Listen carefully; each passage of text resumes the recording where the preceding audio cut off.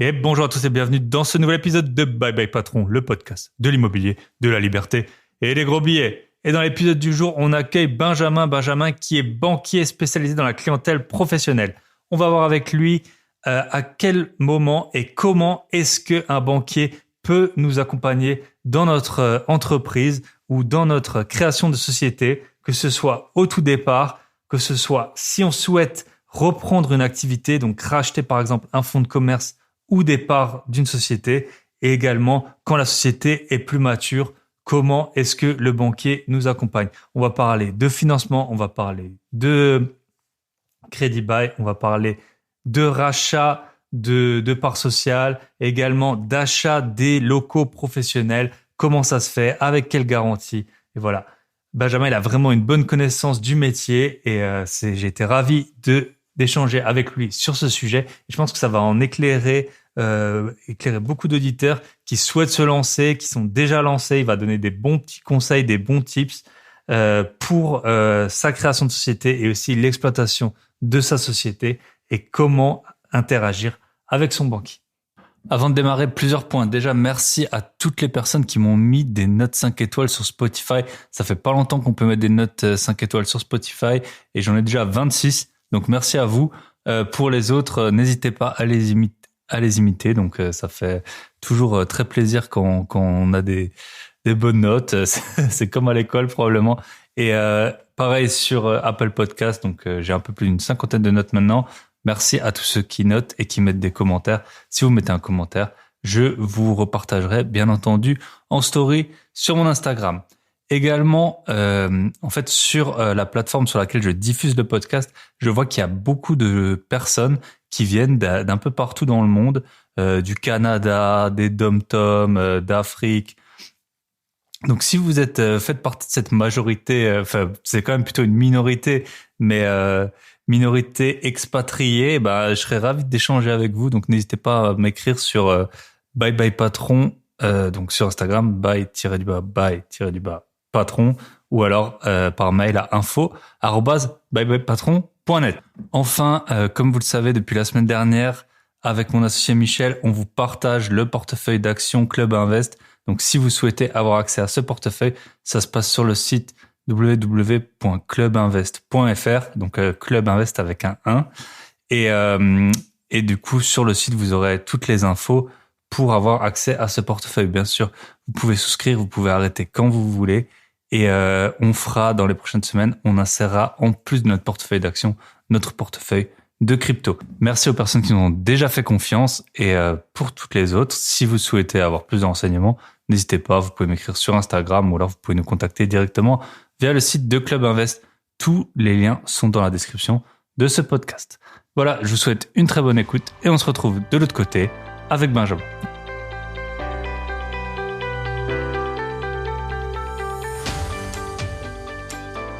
Et bonjour à tous et bienvenue dans ce nouvel épisode de Bye Bye Patron. Et aujourd'hui, on accueille un banquier. C'est la deuxième fois qu'on a un banquier. Donc, on a Benjamin avec nous, qui est l'acolyte de Christophe, qui était passé sur le podcast, je pense que c'était au mois de septembre. Salut Benjamin, comment est-ce que tu vas ? Très bien. Merci de me recevoir sur ton podcast. J'en suis des plus ravis également. Et Benjamin, il a une spécificité par rapport aux autres banquiers et surtout ceux à qui on a affaire en général quand on est investisseur, c'est qu'il est plutôt spécialisé dans la partie pro. Donc, on va voir avec lui aujourd'hui un peu les différentes étapes en fonction de son niveau d'activité pro. Donc, si on démarre de zéro ou alors si on devient beaucoup plus gros. Avant de démarrer, Benjamin, j'aime bien demander, pour un peu briser la glace, de raconter une première expérience professionnelle. Tu vois, moi, ça s'appelle Bye Bye Patron. Ouais. Souvent, les gens, ça a été la désillusion. Tu vois, toute leur jeunesse, leurs parents leur ont dit « t'es génial ». Et puis, quand t'es confronté au monde du travail pour la première fois, parfois, c'est un peu la désillusion. Ouais. Si tu voulais nous raconter, je sais pas, un job d'été ou un de tes premiers boulots voilà, qui t'a un peu mis face aux réalités du monde. Et ben, tu vois, pour tout te dire, un boulot qui m'a mis face aux réalités du monde, j'ai commencé à bosser à 17 ans, tu vois, et je travaillais dans les plateformes téléphoniques pour les sondages téléphoniques. Tu sais, la personne qui t'appelle le soir. Les gars qu'on déteste, quoi. C'est ça, la personne que tu as envie, que tu maudis le soir lorsqu'elle t'appelle à 21h. Et ben, moi, j'ai fait ce boulot-là pendant plusieurs mois. C'était mon petit job d'étudiant. Et bon, par contre, ce qui est intéressant, c'est que voilà, je faisais de la programmation de radio, donc je faisais écouter de la musique aux gens, sauf qu'il fallait tenir l'appel une demi-heure. Il fallait que tu tiennes la personne une demi-heure au téléphone et que tu lui dises, voilà, la programmation pour telle radio, et ben, je vais te faire écouter X morceaux de musique et tu vas me donner une note de 1 à 10 si ça te plaît pas. Ça permettait aux radios derrière de faire les programmations pour les mois à venir.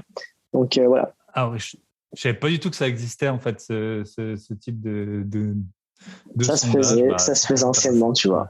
Et puis après, ça durait 3 mois. Puis tu avais que des petits jeunes autour. On était entre 17 et 20 ans. Et on faisait ça le soir parce que tu sais, les gens sont au boulot dans la journée. Donc tu fais entre 17 et 22 heures. Et voilà. Et j'ai fait ça pendant 3 mois. C'était mon premier vrai boulot. Donc, intéressant comme travail. Pas forcément évident, mais intéressant. Eh ben, super. Et donc aujourd'hui, tu es banquier. Tu travailles toujours au sein d'une banque. Tu as toujours été spécialisé dans le pro ou tu as commencé avec des particuliers? C'est quoi l'évolution? Comment on en arrive vraiment au pro? C'est un hasard de carrière, un choix à un moment Alors pour le pro, c'est rarement un hasard de carrière parce que je pense que pour le pro, faut vraiment déjà ça fait souvent partie des évolutions au standard d'une banque. Si tu veux atteindre le poste de direction d'agence, c'est presque un passage obligé. Tu es obligé de connaître le pro. Moi, par contre, c'était un vrai choix depuis le début, depuis mes études. J'ai fait un bac+5 qui était spécialisé clientèle des professionnels. Donc, j'ai commencé à bosser à 22 ans. J'étais déjà chargé d'affaires professionnelles. Et j'ai tout de suite, j'ai fait depuis, maintenant, tu vois, ça fait 11 ans que je fais ça. Et 11 ans où j'ai eu une clientèle des professionnels. Alors, je m'occupe de la partie privée aussi du pro. Hein. Donc, quand tu es conseiller des professionnels, tu es aussi conseiller des particuliers dans le sens que tu t'occupes de la vie privée du pro. Mais bon, pour le parcours classique, le poste de conseiller pro, c'est un passage obligé si tu veux être derrière directeur ou directrice d'agence. C'est obligé. Parce que souvent, quand tu es directeur ou directrice d'agence, tu l'es dans une petite structure. Et souvent, le directeur est aussi le conseiller pro. Donc, tu es obligé de maîtriser ce poste-là. Et c'est un poste qui derrière t'ouvre pas mal de portes. Mais voilà, tu as des masters qui sont spécialisés aussi pour être conseiller pro. C'est rare de commencer tout de suite conseiller pro. On commence plutôt conseiller des particuliers et après on passe patrimonial ou pro. Et voilà, c'est souvent un deuxième poste ou un troisième poste en agence, le poste de conseiller pro. Ok, super. Et tu peux nous raconter un peu aujourd'hui quelle est ta clientèle, comme ça peut-être que les auditeurs, tu vois, ils pourront s'identifier un peu. Si tu serais le type de conseiller qu'ils peuvent avoir affaire. Alors moi, je fais partie d'une agence qui s'appelle une agence grand public, donc c'est-à-dire qu'on a des typologies de clientèle sur les professionnels en chiffre d'affaires. Pour le professionnel, généralement, on est entre 0 et 4 ou 5 millions. Moi, j'ai la particularité d'avoir quelques clients qui sont au-dessus de ça, qui sont plutôt autour de 10 millions. Mais c'est vraiment les minorités. La majorité tourne toujours autour entre 500 000 et 1 million d'euros. Et puis, on va avoir de tout. On va avoir des auto-entrepreneurs, des jeunes auto-entrepreneurs qui lancent leur activité, qui partent de zéro. Donc, tu sais, chiffre d'affaires qui commence à zéro. Et qui font parfois ça comme une activité secondaire. Parfois, ils sont salariés, puis il y a une petite activité secondaire derrière. Donc, ils viennent te voir pour faire un petit compte pro. Et puis, tu vas voir, par contre, après la grosse structure professionnelle, le gros cabinet d'avocats, d'experts comptables, le gros centre médical où tu as 4 ou 5 médecins qui sont installés. On va avoir aussi l'artisan, le commerçant, et puis spécifiquement les commerces de proximité, un commerce de bouche, restaurateur, boucher, boulanger. Donc, comme je te disais tout à l'heure, c'est vraiment quelque chose qui est...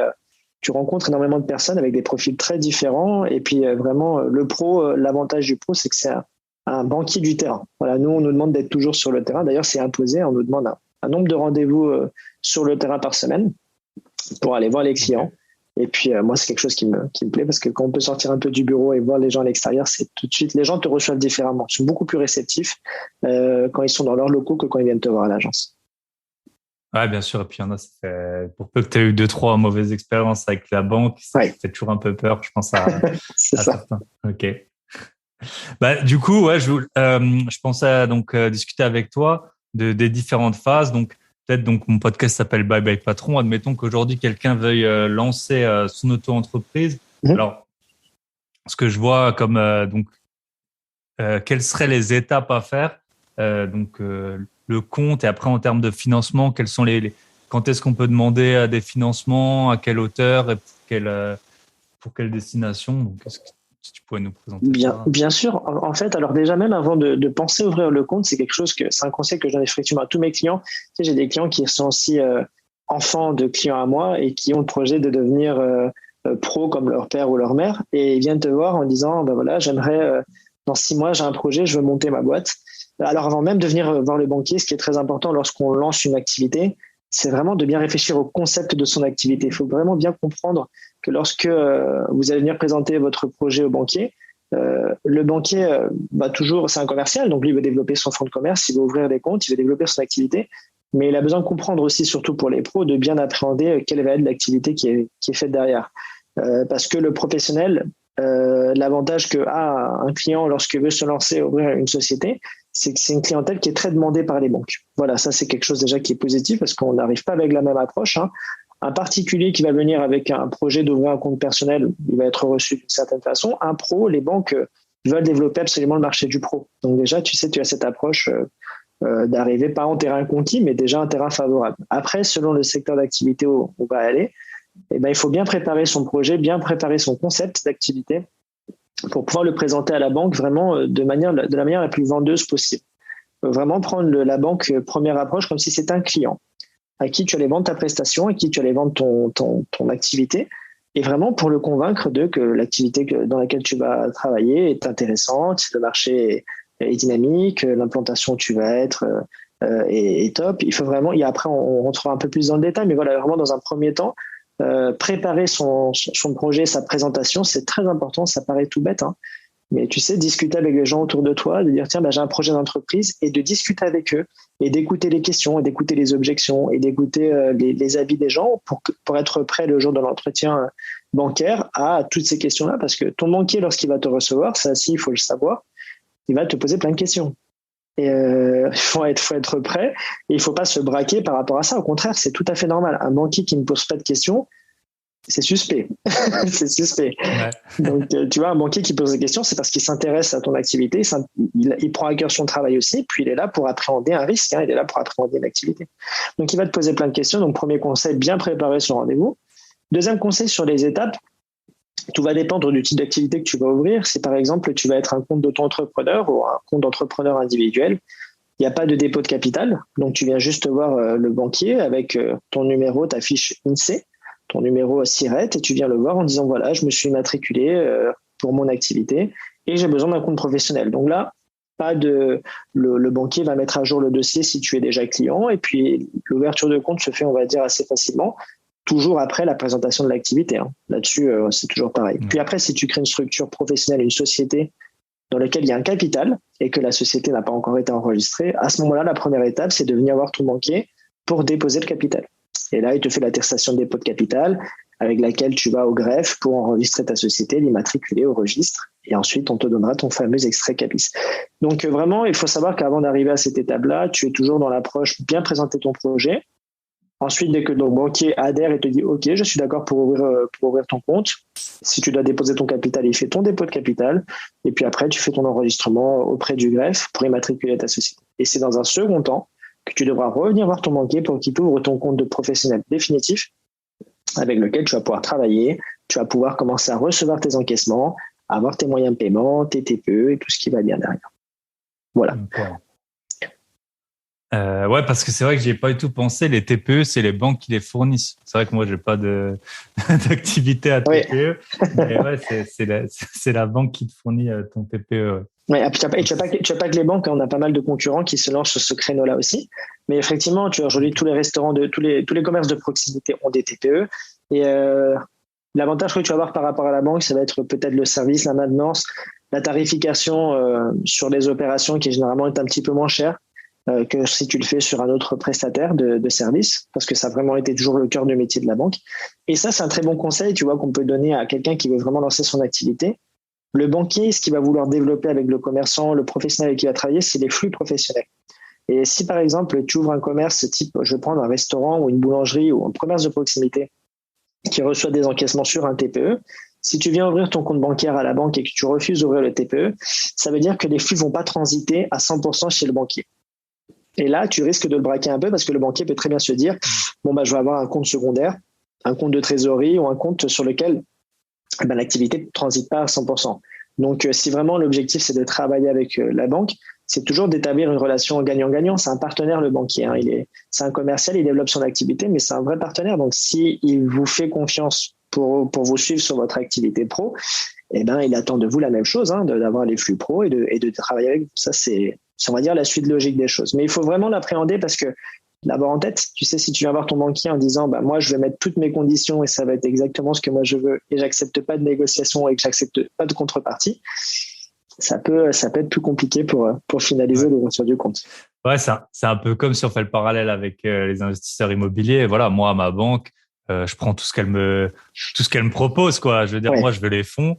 Le taux, je le négocie pas. Les assurances, je les négocie pas. Ouais. Moi, je veux juste les fonds, hein. Oui. Donc, et puis, je comprends bien, voilà, faut que chacun y gagne. Moi, à nous de nous arranger pour avoir une activité suffisamment rentable, pour faire face peut-être à ces mini euros ou quoi, que tu pourrais économiser ailleurs. Mais je pense que c'est vrai que si t'as plein de projets, la banque, c'est vraiment le nerf de la guerre. Ouais. Et moi, et du coup, quand tu t'installes, je suppose, par exemple, si tu es un commerçant, tu vas devoir payer une sorte de garantie pour tes locaux, oui, ou peut-être pour ton besoin en fonds de roulement. Est-ce que la banque, elle peut déjà aider à ce moment-là ou tout doit être financé en fonds propres?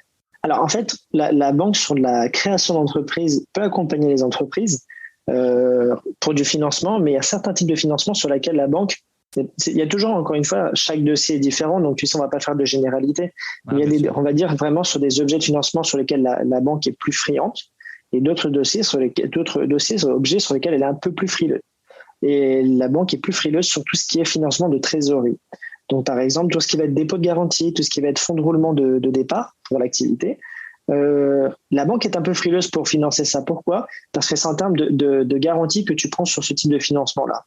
Qu'est-ce qu'on va faire ? On va prendre caution le gérant qui vient de s'installer, mais tu sais, c'est un peu lui mettre une épée de Damoclès au-dessus de la tête, et surtout que la caution ne vaut rien. Donc, pas de revenu pro. Ouais. Si on activait la caution devant un juge, le juge dirait la caution ne vaut rien. Donc, la caution n'est pas une vraie garantie. Puis là, c'est vraiment libérer du cash pur, non affecté. Donc, ça veut dire que l'argent peut être utilisé à n'importe quel objet de la structure professionnelle. Donc, la banque n'aime pas trop financer ça. Donc, vraiment, ça, c'est quelque chose qu'il faut intégrer aussi. Le dépôt de garantie pour un loyer professionnel, ça doit être de la trésorerie. Le fonds de roulement de départ, ça doit être trésorerie, mais qui doit être autofinancé. Généralement, c'est ce qu'on demande à la personne.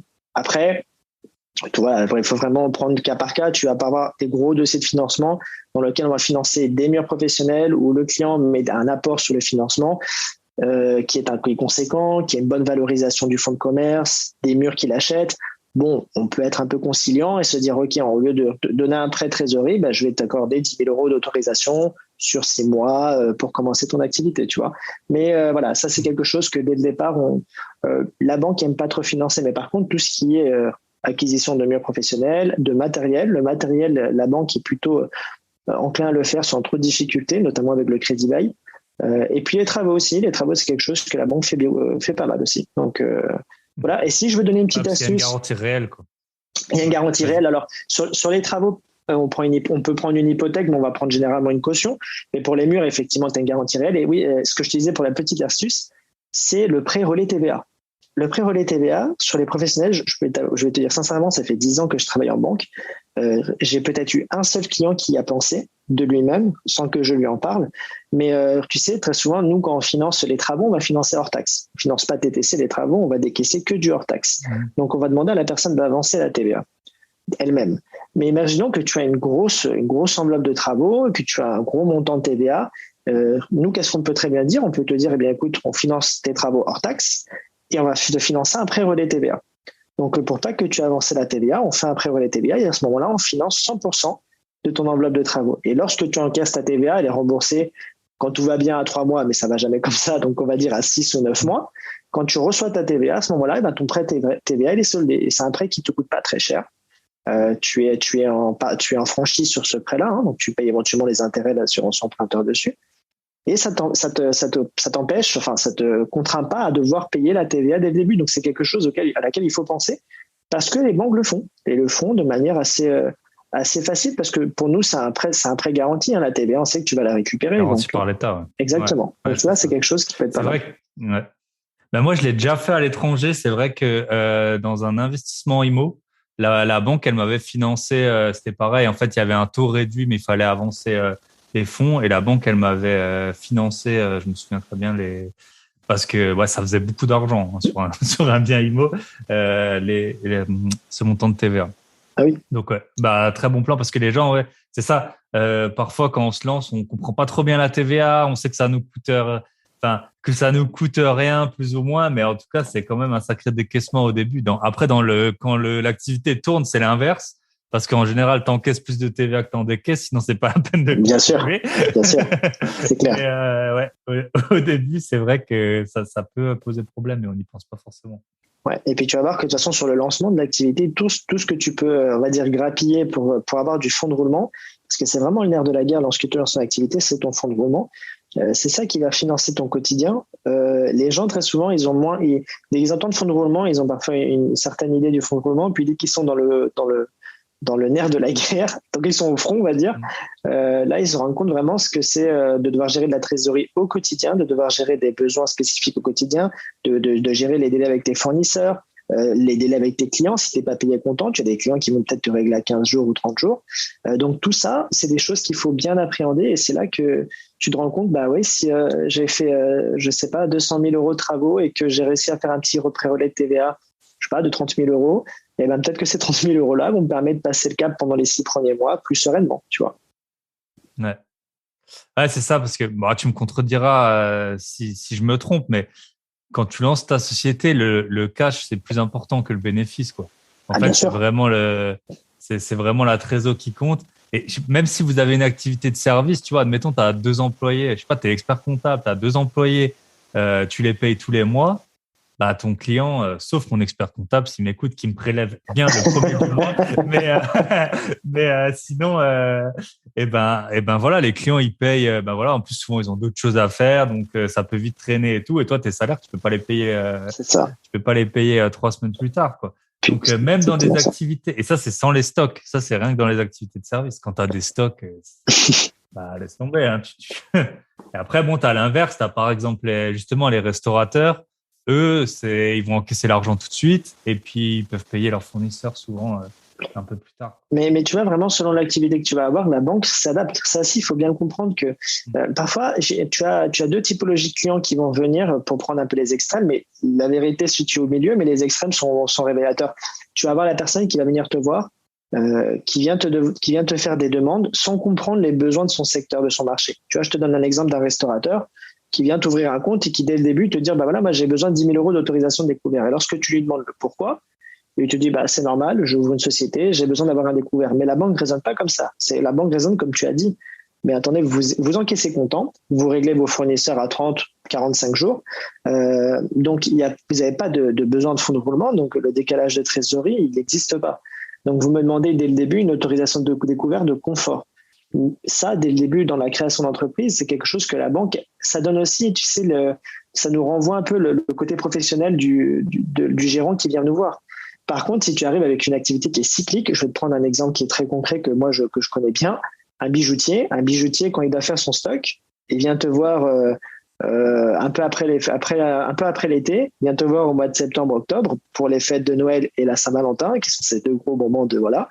Et il te dit, bah voilà, tu sais qu'entre septembre et décembre, et ben il va constituer son stock. Et là, lui, il a vraiment besoin de trésorerie à ce moment-là. Donc, c'est à ce moment-là qu'il faut avoir de la souplesse. C'est à ce moment-là qu'il faut l'accompagner parce que tu sais qu'après lui, son gras, son chiffre d'affaires et à ce moment-là, pendant septembre, il n'a pas le cash. Mais à partir de décembre, janvier, tu vas voir qu'il va commencer à encaisser et son compte va se refaire progressivement. Donc, c'est pour ça que le bijoutier qui va te demander une autorisation de découvert en août jusqu'à janvier, février, pendant 6 mois pour bien constituer son stock sur l'année, c'est cohérent.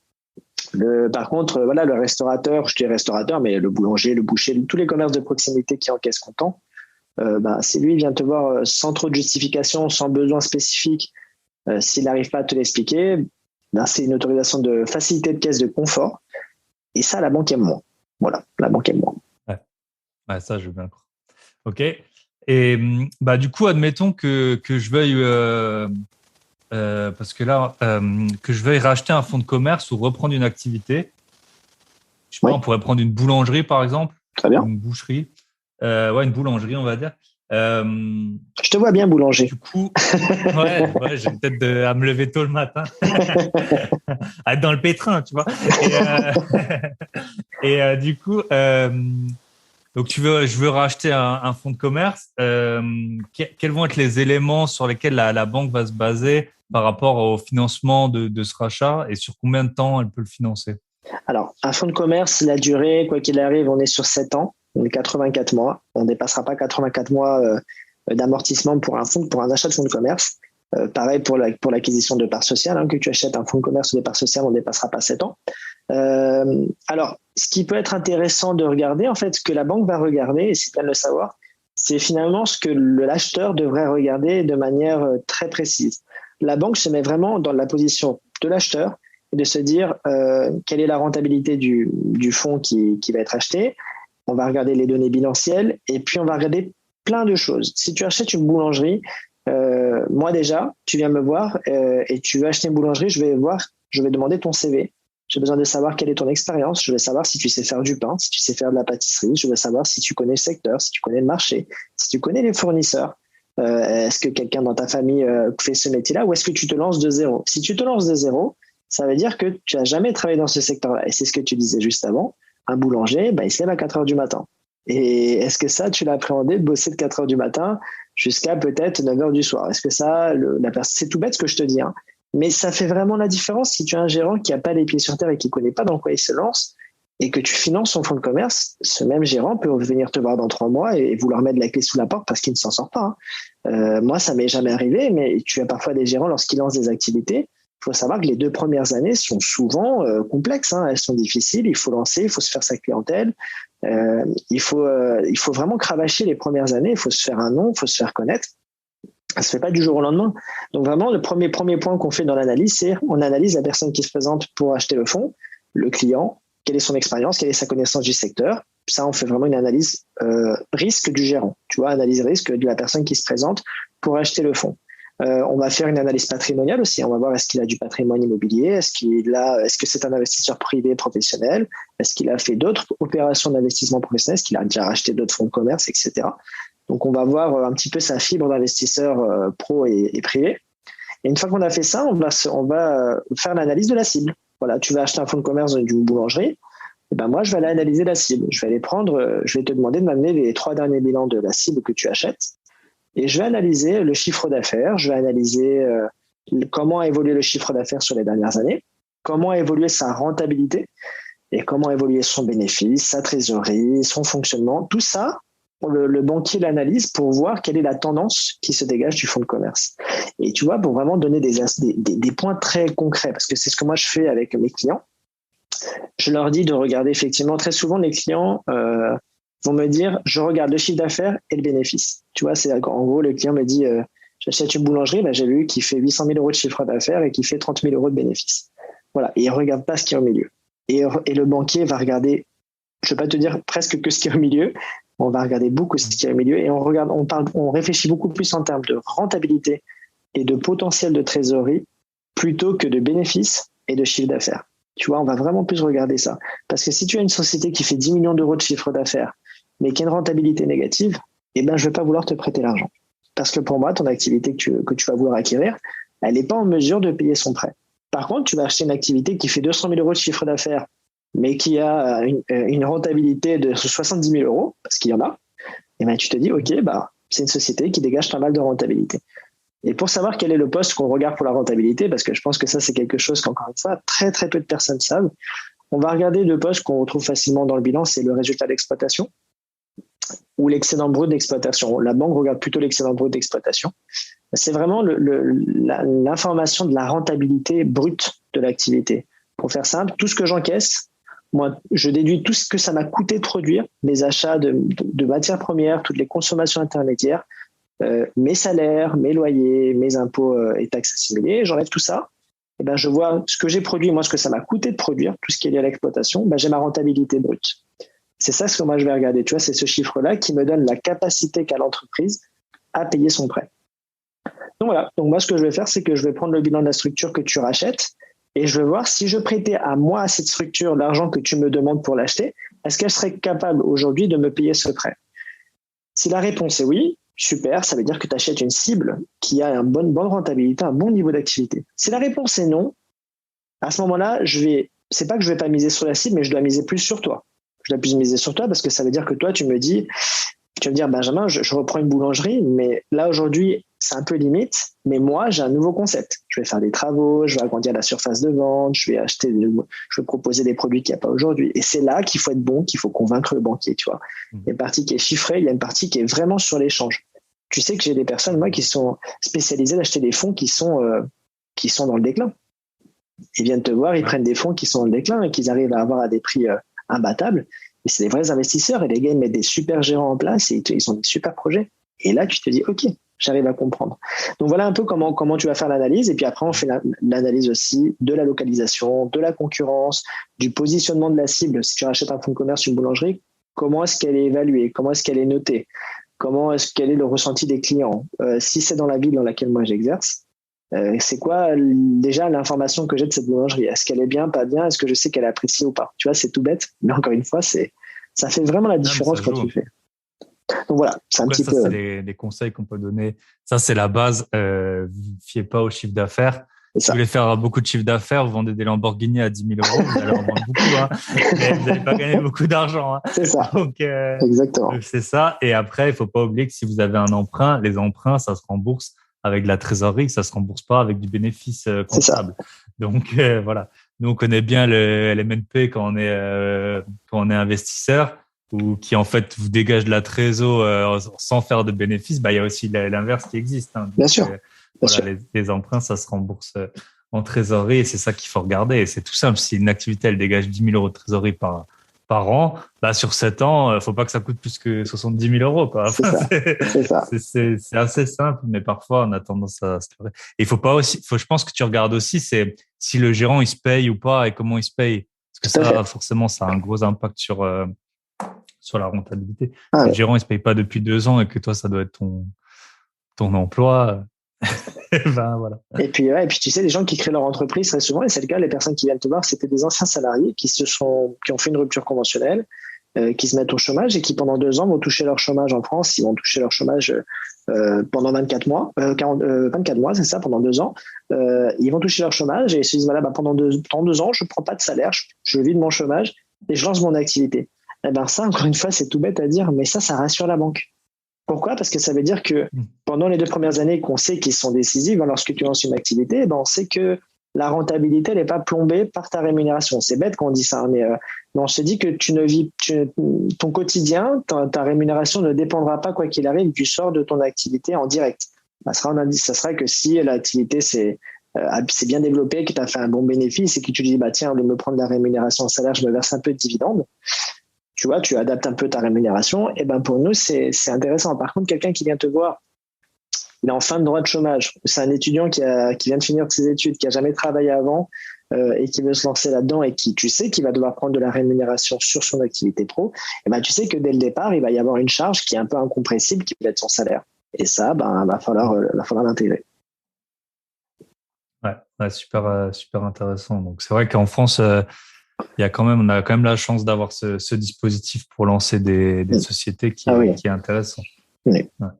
Et je crois, alors, je sais pas, j'en ai déjà entendu parler, j'ai jamais vérifié. Tu peux toucher aussi, si tu veux, une partie de ces aides en la moitié, je sais plus, comme apport ou un truc dans ce style. C'est ça, oui. En fait, tu dois contacter Pôle emploi si tu leur dis que tu fais une création d'entreprise. Et en fait, Pôle emploi, eux, entre guillemets, ça les arrange parce qu'ils se disent, au lieu de te verser 2 ou 3 ans de chômage, parce que les personnes qui payent jusqu'à 3 ans de chômage selon le cas de figure, au lieu de te verser 2 ans de chômage, ils vont te dire, non, on va te verser sur 12 mois et on va te verser un montant inférieur à ce que tu toucherais sur 24 mois, mais je vais te verser tout de suite X euros pour que tu puisses lancer ton activité et dans 6 mois, X euros pour que tu puisses continuer ton activité. En fait, ils te font des versements groupés qui sont plus importants. C'est vraiment dossier par dossier, pour te donner les montants là-dessus, c'est vraiment sur le profil de la personne. Mais en gros, ils vont te dire, tu lances ton activité, je te donne un montant, puis dans 6 mois, un autre montant. Et puis comme ça te donne ça te permet de te constituer de la trésorerie. C'est intéressant aussi de le faire dans le sens où tu te dis, plutôt de me prendre une rémunération, plutôt que de rester au Pôle emploi, je vais prendre un billet un peu plus grand pour la première année. Ça me permettra de libérer du cash plus vite. Ça, c'est pas mal. Ouais, ça peut être intéressant selon l'activité. Si tu C'est veux, ça. je sais pas, avoir un camion de pizza ou un truc comme ça, ben, Ouais. ça peut être... Non, camion de pizza, Crédit Bail. Crédit Bail, Ouais, financement. ok, crédit bail, voilà. Ouais, Ouais, c'est vrai qu'on en a pas parlé, mais la banque, donc les banques, elles peuvent faire des crédits beaux. ouais, Et l'avantage, c'est qu'elles restent propriétaires de, du matériel, quoi. c'est ça. Un Et crédit puis bail. ça, et puis ça, le Crédit Bail, vraiment, c'est quelque chose. La banque aime faire du Crédit Bail. Voilà, faut comprendre, c'est que la banque, elle aime faire du Crédit Bail. C'est assez sécure. C'est quelque chose qu'elle sait très bien faire. Euh, c'est un produit sur lequel la banque marche plutôt pas mal aussi, hein, il faut le dire. Donc c'est pour ça que la banque a appétente à le faire. Mais il faut comprendre que c'est un vrai gain de trésorerie, hein, le Crédit Bail. Le Crédit Bail, c'est un outil qui est très intéressant. Tu peux défiscaliser les loyers. Tu peux faire, dans les sociétés qui sont déjà en place, tu sais, tu peux jouer sur la première et dernière mensualité de ton Crédit Bail. Hein. Tu peux dire, bah voilà, moi je vais apporter un premier loyer majoré de 10%, je vais faire une valeur résiduelle qui est le dernier montant que tu payes de ton échéance. Généralement, on prend 1%, mais tu dis, moi je veux 10% à l'entrée et 5% à la sortie. Et ben, tu peux moduler ton Crédit Bail comme ça pour que tu puisses défiscaliser plus au début, à la fin aussi. Et pendant la durée de ton prêt, c'est la banque effectivement qui est propriétaire du bien. Et selon après le leasing que tu prendras, à la fin, lorsque tu paieras ta valeur résiduelle, ben, c'est ta société qui devient propriétaire du bien. Voilà. Mais c'est intéressant parce que tu n'as pas avancé la trésorerie et la banque paye directement le fournisseur. Comme Ouais, ça, c'est tout facile. le monde est content. C'est ça. Ouais. Ok. Un point que je voulais voir avec toi aussi, c'était pour les murs. Enfin, deux points que je voulais voir en fait. C'était l'immobilier à la fois peut-être pro et l'immobilier perso du pro.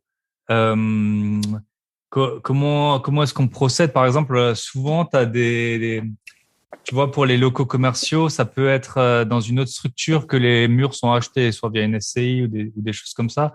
Mmh. Comment ça se passe? Est-ce que là, ce qui compte, c'est combien va dégager l'activité ou c'est le prix du bien en tant que tel, tu vois? Enfin, Ça va être les deux. En fait, c'est vraiment une analyse qui est croisée. C'est-à-dire qu'on va faire une analyse à titre privé, à titre professionnel. Il faut comprendre que si tu passes par une SCI pour acheter des murs professionnels, la banque te prendra caution. Voilà, la banque va te prendre caution. Mais pareil que si tu le faisais directement via ta structure pro, hein, tu as une SAS, une SASU ou une SARL, peu importe, la banque prendra caution le gérant, les associés, etc., parce qu'elle a besoin de prendre des cautions personnelles. Donc, si tu passes par une SCI qui va acheter tes murs pro, la banque te prendra caution. Mais la banque va faire une analyse du locataire. De la même façon, tu sais que lorsque tu fais un investissement à titre privé, bah, la banque elle va regarder, OK, tu vas acheter un bien, un immeuble de rapport, OK, il y aura combien de locataires dedans, OK, ça va te ramener combien de loyer, OK, et ben elle fait quand même une analyse de ça. Puis après, tu sais, elle va pondérer le loyer à 70% pour les revenus que tu toucheras.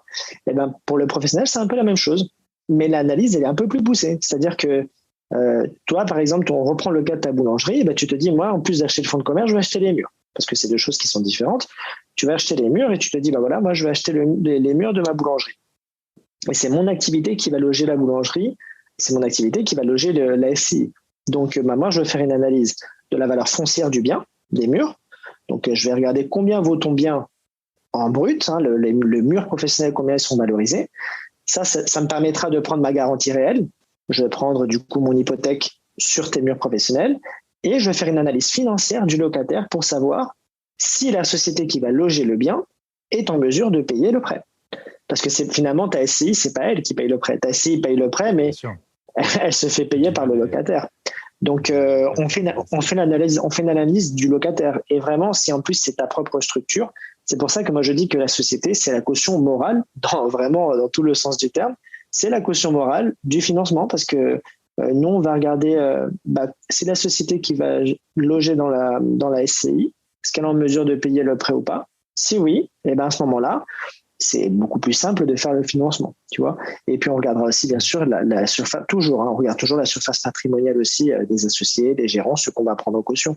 Mais tu vois, c'est une analyse qui est croisée. Et pour te donner un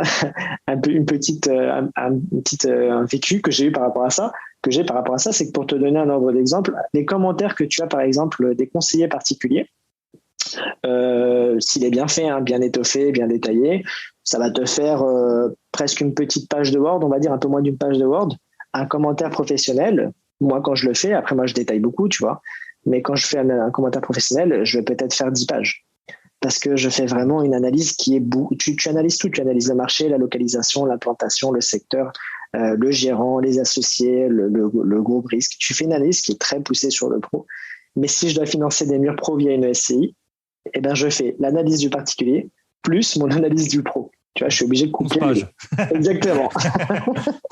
Voilà. Mais c'est des beaux projets parce que tu te dis, voilà, là, c'est un investissement qui est intéressant parce que vraiment, la personne, elle investit à 100% pour elle. C'est un peu comme celui qui achète sa résidence principale. Le gars qui achète le fonds et ses murs, bah, c'est un peu comme si vraiment il achetait de la maison de sa société, tu vois. Et c'est le même principe. Tu sais que l'investissement n'est pas pareil quand tu achètes ta RP que quand tu achètes du locatif.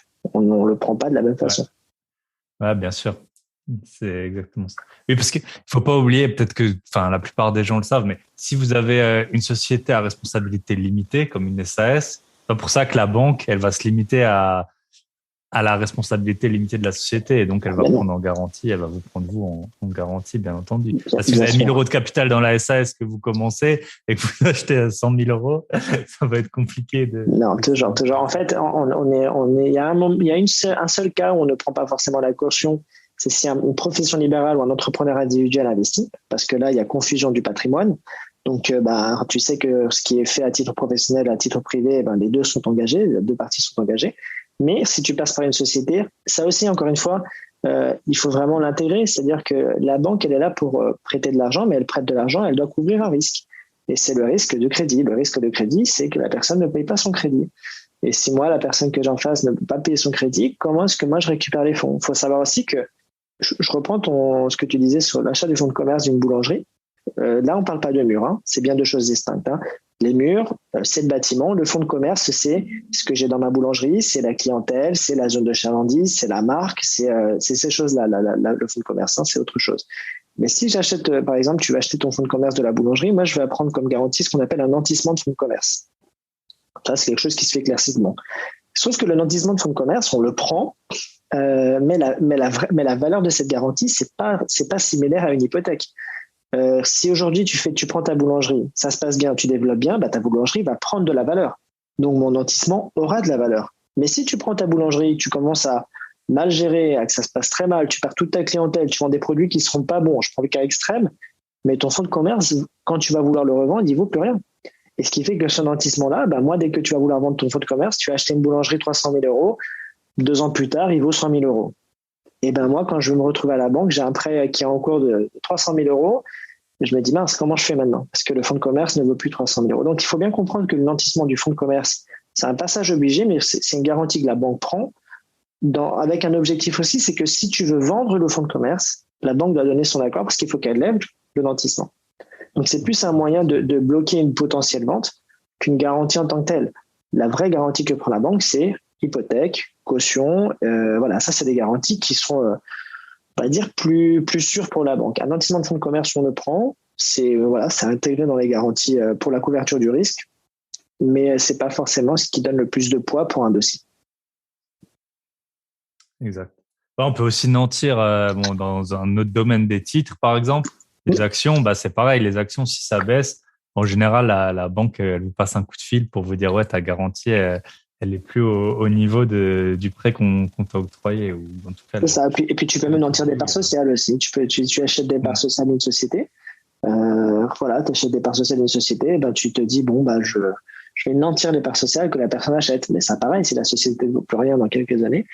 Ça, c'est autre chose qu'il faut peut-être préciser aussi rapidement par rapport au fonds de commerce et les parts sociales. Quand tu vas acheter, on reprend toujours ton cas de ta boulangerie. Il faut savoir que le prix de vente, selon si tu achètes un fonds de commerce ou des parts sociales, n'est pas le même parce que la fiscalité n'est pas la même pour le vendeur. Le vendeur, dès qu'il vend un fonds de commerce, sa fiscalité est généralement plus importante que lorsqu'il vend des parts sociales.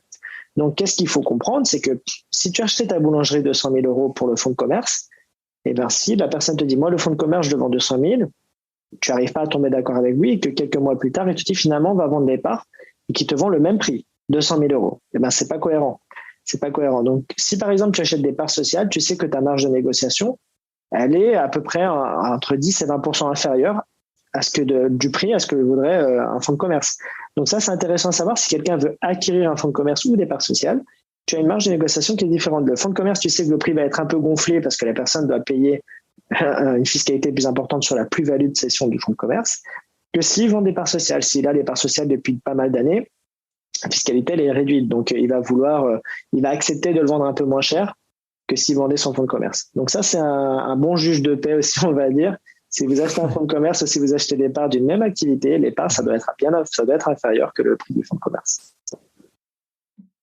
Bien entendu. Pour peu que le fonds soit dans une société. C'est ça aussi oui, bien sûr. Qui joue. Ouais. Et donc maintenant, admettons que ma boulangerie, ça se passe bien, j'en ouvre 2, 3, 4, 5. Je viens de voir pour la 6e. Est-ce qu'il y a quelque chose qui change? Donc, tu vois, maintenant, je suis gros, je fais, je sais pas, 3 millions, 4 millions de chiffre d'affaires. Qu'est-ce qui change, à part le goût du café? Le café, en plus, moi, je l'offre quand tu viens me voir, tu vois. Donc, voilà, toujours avec plaisir. Non, mais tu vois, ce qui change, il faut vraiment que tu commences à avoir une taille assez conséquente pour être gérant d'entreprise. Mais il faut que, en fait, surtout sur le secteur bancaire, la gestion d'entreprise dépend bien entendu du chiffre d'affaires, mais ça dépend aussi de l'utilité qu'a la personne. Si tu es, par exemple, finalement, ta boulangerie se passe bien et que tu lances une franchise, tu vois, et que finalement, tu commences à franchiser ta marque, mais que tu es au début. Tu as 3 ou 4 boulangeries, ça se passe bien, ça se développe, mais qu'entre 3 ou 4 boulangeries, tu fais 3-4 millions de chiffre d'affaires, ce qui est déjà très bien pour des boulangeries. C'est peut-être pas judicieux que tu aies une entreprise parce que tu n'as pas des besoins spécifiques d'une entreprise. Mais si, par exemple, tu as une franchise. Et entreprise, c'est en fait un autre secteur, un autre secteur dans la banque. Ouais. En fait, tu as les agences grand public qui sont, on va dire, que tu peux avoir classiquement dans les villes, que tu en as pas mal. Hein. Et puis, tu vas avoir les banques d'entreprise ou les centres d'affaires qui sont généralement ou dans les sièges ou dans d'autres bureaux, dans des locaux un peu différents. Et là, tu vas être géré par un chargé d'entreprise. Le chargé d'entreprise, lui, il va gérer des grandes structures, mais ça peut être, tu sais, les grandes marques, hein, Carrefour, Renault, Peugeot, etc. Bah, ils ont plein de comptes et ils sont gérés par plein de gestionnaires de comptes de centres d'affaires. Mais si on reste dans le cadre du pro, on va dire classique, vraiment pour que tu puisses aller au centre d'entreprise, il faut que tu aies déjà une structure qui ait des vrais besoins d'entreprise. On regarde le chiffre d'affaires, bien entendu, mais il faut que tu aies des besoins liés à l'entreprise. Par exemple, des besoins de trésorerie liés à l'entreprise. Par exemple, tu es quelqu'un qui travaille avec de très grandes marques, dans l'hôtellerie, dans de très grandes marques, dans la construction, ce que tu veux, mais qui vont te payer à 60 jours. Et là, tu commences à te dire, au niveau de trésorerie, je travaille, on ne va pas citer de marque, mais des grandes sociétés de construction. Et ben, cette société de construction te dit, voilà, j'accepte de faire l'exclusivité avec toi, mes chantiers, on va construire ça avec toi, avec tes gars, avec une entreprise qui fait 10 millions de chiffres d'affaires, mais je vais te payer les acomptes des factures, je te les paye à 60 jours. Donc toi, tu as, 30 gars qu'il faut payer. Et là, tu vas rentrer dans des problématiques de trésorerie qui ne sont pas forcément gérées dans une agence grand public classique. Tu vas basculer peut-être sur de la facturage. Tu vas avoir une société qui va devoir acheter les factures pour t'avancer la trésorerie et après se mettre en contact avec le grand constructeur pour payer et régler tes factures. En agence grand public, la facturage, on le fait, hein, attention.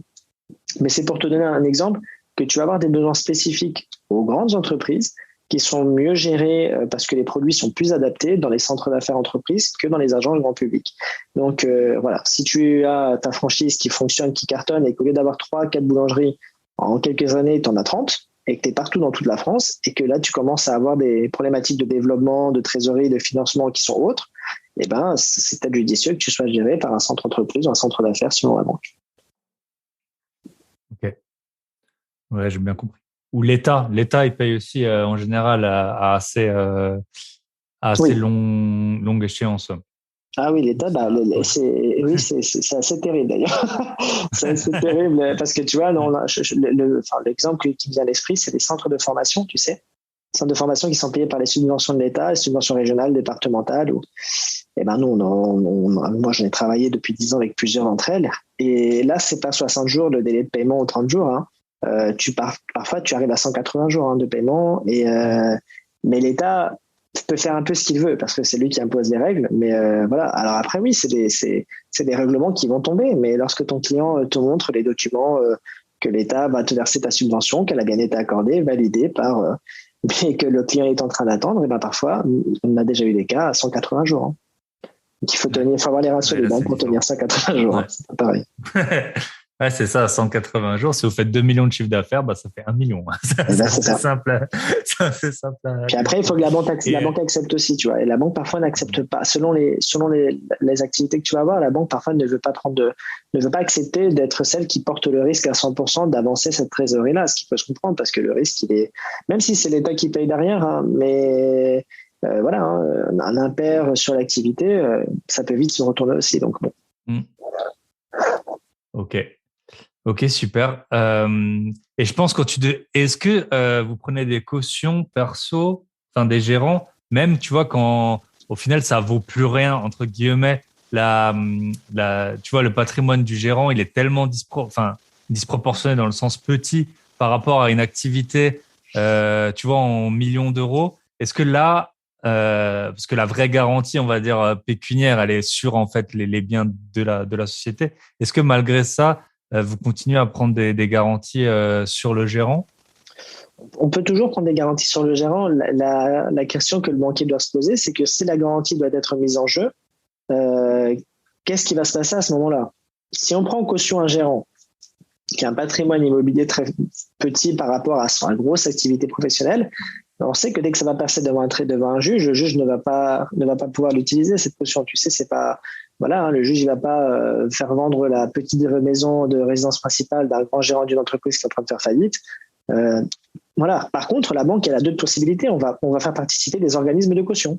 Lorsque c'est le cas, on va faire participer la BPI, hein, la Banque publique d'investissement, on va faire intervenir la CAJ, et puis tu sais, chaque banque, par exemple le SL, ils ont Interfimo, qui est un organisme de caution qui leur appartient, Crédit Mutuel et CSC ont CMH pour la partie immobilière. Voilà, presque beaucoup de banques ont des organismes de caution, et en plus de ça, donc les traditionnels, celles que tu as à côté, c'est CAJ et BPI. Et qu'est-ce qu'on va dire, par exemple, je te prends l'exemple de la personne qui veut créer son activité, mais qui n'a aucun patrimoine. Et ben, tu sais que même lui, s'il va vouloir dire, moi, je suis d'accord pour mettre ma caution, mais en fait, je suis locataire chez mes parents et je n'ai pas de bien et je peux pas le faire parce que je lance mon activité. Et ben, pourquoi pas de présenter dans son plan de financement une caution BPI? La caution BPI, et je prends BPI ou CAJ, hein, mais je regarde BPI parce que je suis un peu plus habitué avec eux. BPI, sur la création d'entreprise, voilà, ils vont te dire, moi, je suis jusqu'à 200 000 euros. On a ce qu'on appelle des accords conventionnés entre la banque et BPI. C'est-à-dire que jusqu'à 200 000 euros, il y a des critères à répondre, mais c'est des critères qui sont finalement assez simples, hein, que la banque doit contrôler.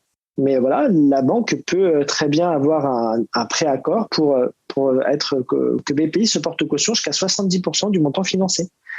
Donc, par exemple, ça, c'est vraiment pas neutre, hein. Si tu viens demander 100 000 euros pour lancer ton activité, que sur ces 100 000 euros, tu as déjà BPI qui garantit 70 000, et ben la banque, elle porte plus un risque de 30 000, tu vois. Donc là, à ce moment-là, on va peut-être te dire, écoute, si tu me mets un peu d'apport et qu'on met en place une caution BPI, eh bien la caution BPI, à ce moment-là, elle peut vraiment avoir du poids. Alors après, toujours autre chose aussi, la caution BPI, ça a un coût. C'est pas quelque chose qui est gratuit, ça a un coût, hein, prise de garantie d'une caution d'un organisme de caution, c'est un coût.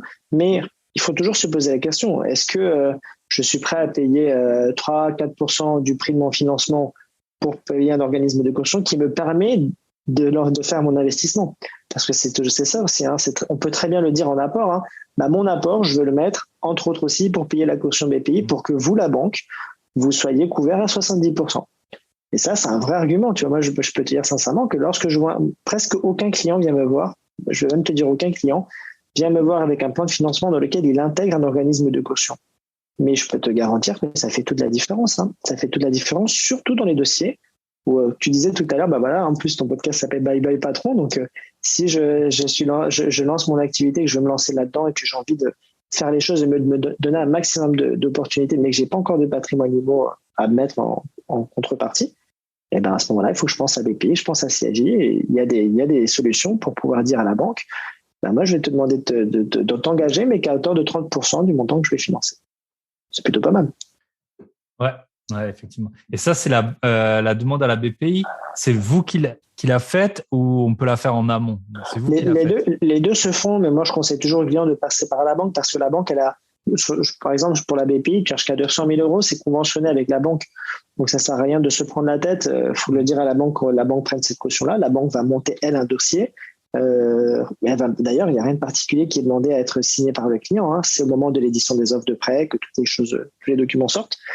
Mais la banque il y a une grille à remplir avec tout un tas de, il faut que si c'est une société qui existe, que le chiffre d'affaires, que le bénéfice soit pas négatif, que les fonds propres soient pas négatifs, que la société fasse pas, il n'y a pas une procédure collective de redressement, de liquidation dessus.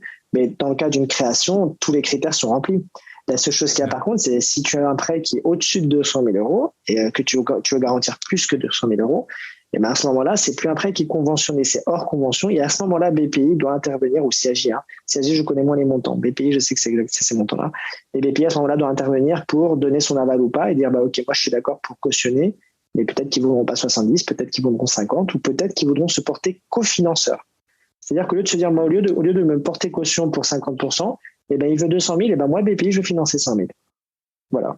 Et ça aussi, la banque aime bien. La banque aime bien ces choses-là parce que, encore une fois, quand je dis ça, on a l'impression que le risque, c'est ça. On a l'impression que la banque, tu sais, quand je te dis ça, qu'on n'a pas envie de prêter de l'argent. C'est faux. On a envie de prêter de l'argent. Mais on veut exactement ce que tu disais. Aussi, ouais. Voilà, on veut le récupérer, puis on veut que le risque il soit maîtrisé parce que c'est notre travail. Donc voilà. Ok, super. Toute dernière question sur la banque que je me posais, c'est est-ce que tes clients, ils ont plusieurs banques? Et est-ce que s'ils ont par exemple, un achat de, je sais pas, tu vas acheter une machine-outil à 30 000 euros, ils vont venir consulter leurs plusieurs banques, ou est-ce que c'est plutôt une relation que vous essayez d'avoir exclusive avec le client? Alors, on essaie toujours d'avoir une relation exclusive avec le client, mais surtout pour les pros, tu sais que souvent, ils sont multibancarisés parce qu'ils aiment bien répartir les flux. Et le pro accepte même plus facilement de payer des frais.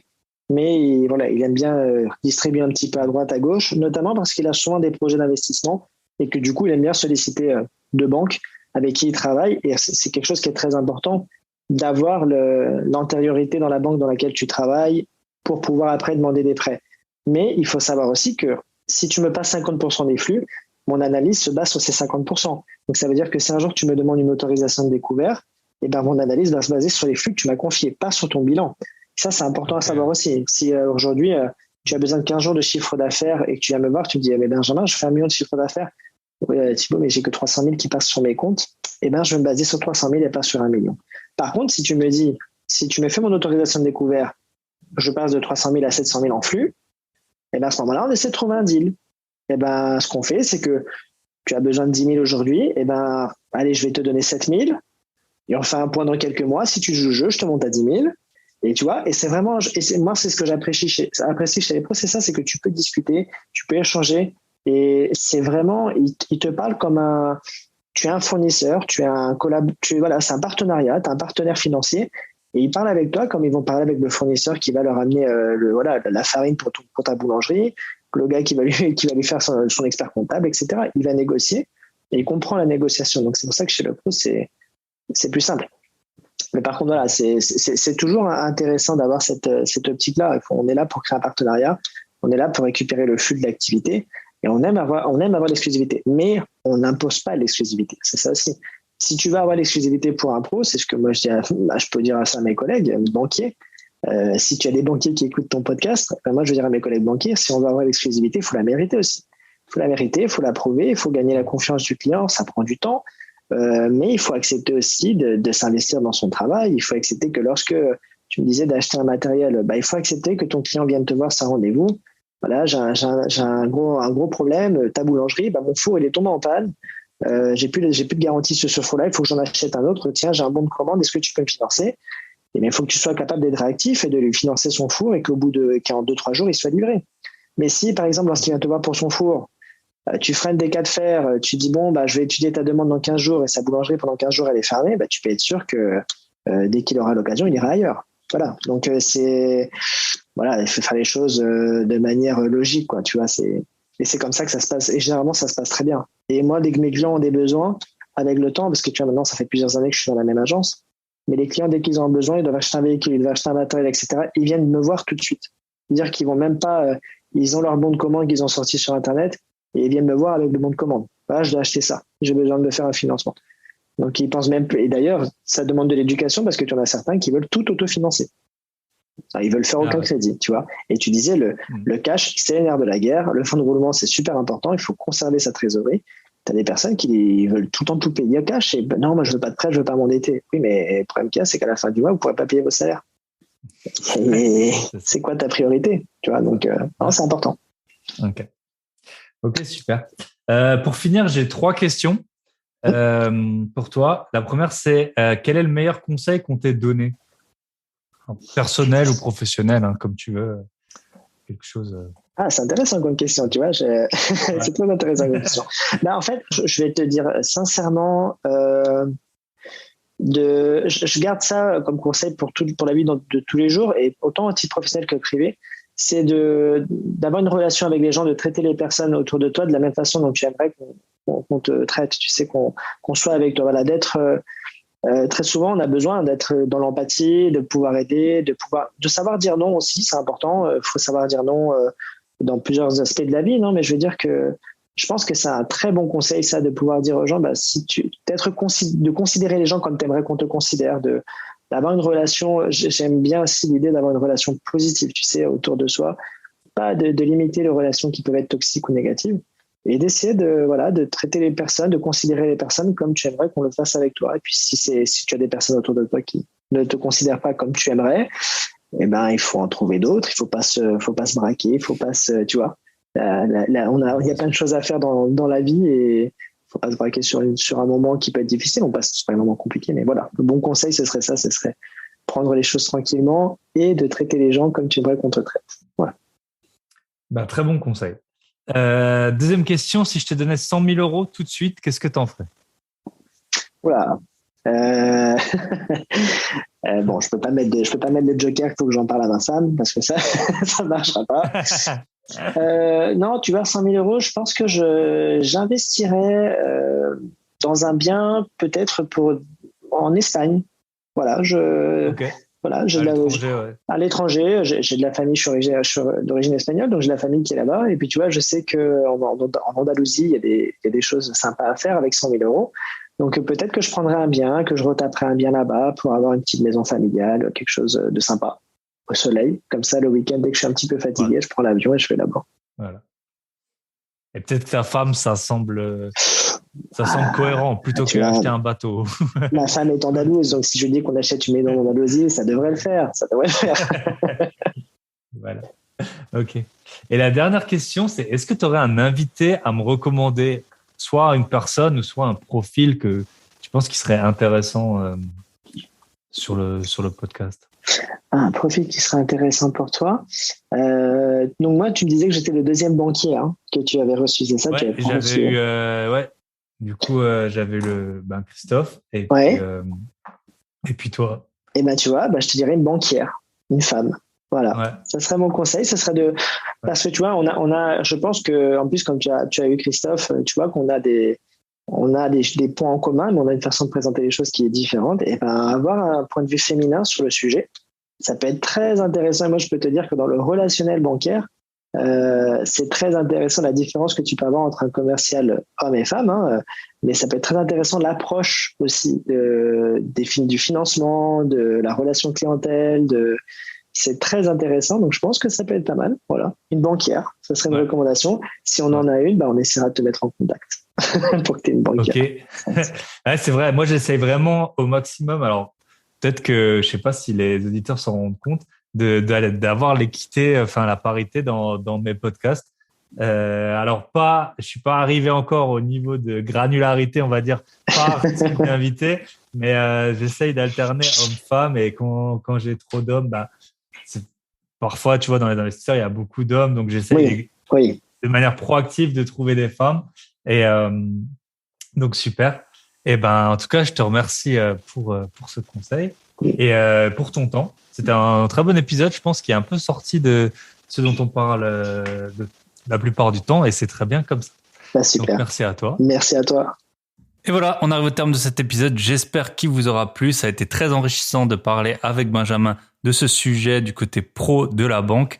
Si l'épisode vous a plu, s'il peut intéresser un de vos proches, n'hésitez pas à lui partager, à partager en story Instagram. Vous pouvez me taguer et je vous repartagerai. Je vous souhaite une très bonne semaine. Quand vous écouterez l'épisode, moi je serai dans l'avion en train de rentrer du soleil. Enfin, j'espère, on sait jamais avec toutes ces histoires de tests PCR et tout, il peut vite y avoir un contretemps. À très bientôt. Bye bye.